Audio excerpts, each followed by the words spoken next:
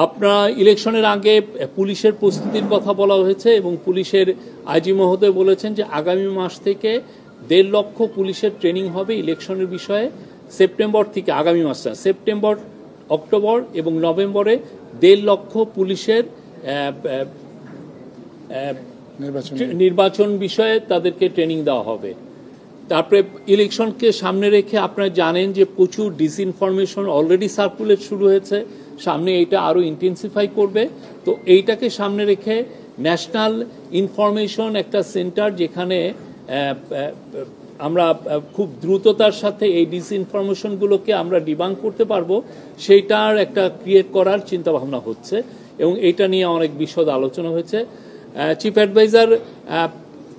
আমাদের home ministry বা পুলিশের এখানে বা যে একটা সেন্ট্রাল কমান্ড স্ট্রাকচার কিছুদিন আগে করা হয়েছে আপনারা জানেন, সেখানে একটা মিডিয়া সেন্টার প্রতিষ্ঠা করার কথা বলেছেন, যাতে করে খুব দ্রুত এই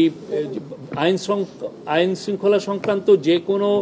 ইনফরমেশন খুব দ্রুত কালেক্ট করা যায় এবং ওই দিনই ওই সময়ই এটা যাতে ডিসেমিনেট করা যায় এবং সেই জায়গায় প্রতিদিনই যাতে প্রেস কনফারেন্স করে আপনাদেরকে জানানো যায় যে কোথায় কি কিভাবে হচ্ছে, কোথাকার সিচুয়েশনটা কি,